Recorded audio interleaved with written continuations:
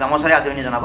আমি বিপুল দাক অনুৰোধ জনাইছোঁ আসন গ্ৰহণ কৰিব। আৰু আমি কণ্ঠশিল্পী ৰীণা ৰাভা দেৱীক অনুৰোধ জনাইছোঁ বাইদেউৰ কাষত থাকিব, কাৰণ বাইদেৱে লিখা দুটাকৈ গীত আৰু যিটো আমি 31 মে'ৰ অনুষ্ঠানত আমি তেওঁক দিব লগা আছিলে। এক মিনিট, আমি মমেণ্টটো আমাক ডক্টৰ দয়ানন্দ পাঠক ছাৰে অৰ্পণ কৰিব, আৰু আজিৰ কাৰ্যসূচীৰ যিটো মমেণ্টো আমাৰ বিপুল দেৱী ডাঙৰীয়াই অৰ্পণ কৰিব। আৰু মানপত্ৰখন মই এবাৰ পঢ়ি দিওঁ আগতে।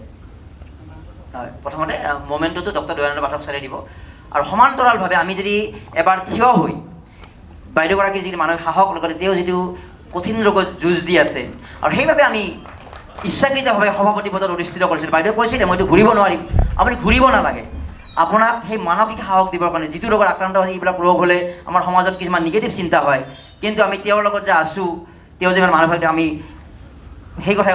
আৰু এইখিনি সময়তে হ'ব আপোনাক আসন গ্ৰহণ কৰিব পাৰিব। ধন্যবাদ জনাইছোঁ এইটো ষ্টেণ্ডিং অভিশ্যনৰ কাৰণে।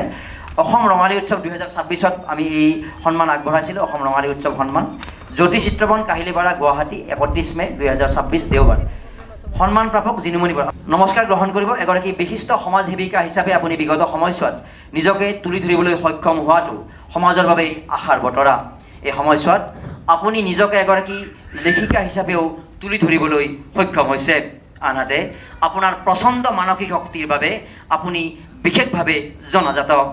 বিগত এটা বছৰ জটিল ৰোগত আক্ৰান্ত হোৱাৰ বাবে মুম্বাইত উচ্চ পৰ্যায়ৰ চিকিৎসা চলি থকাৰ সময়তো চিকিৎসালয়ৰ বিচনাৰ পৰাই সফল নাৰী আৰু সেউজী ধৰণী শীৰ্ষক দুটিকৈ গীত ৰচনা কৰি আপুনি আকৌ এবাৰ আপোনাৰ মানসিক শ্ৰেষ্ঠত্বৰ প্ৰমাণ দিছে।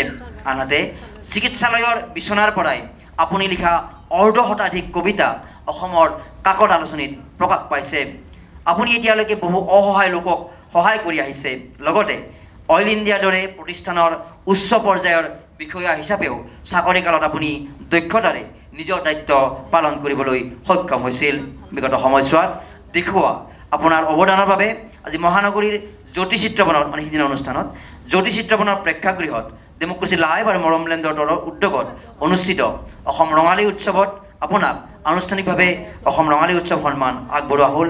আপোনাৰ দীৰ্ঘ জীৱন আৰু সুস্বাস্থ্য কামনা কৰিলোঁ। মৰম কুমাৰ, সম্পাদক, ডেম'ক্ৰেচি লাইভ। আমি আমাৰ অনুৰোধ জনাইছোঁ ৰীণা ৰাভা দেৱীক আমি বিপুল দেৱী ডাঙৰীয়াৰ জৰিয়তে বাইদেউক মানপত্ৰখন যদি প্ৰদান কৰিব পাৰোঁ।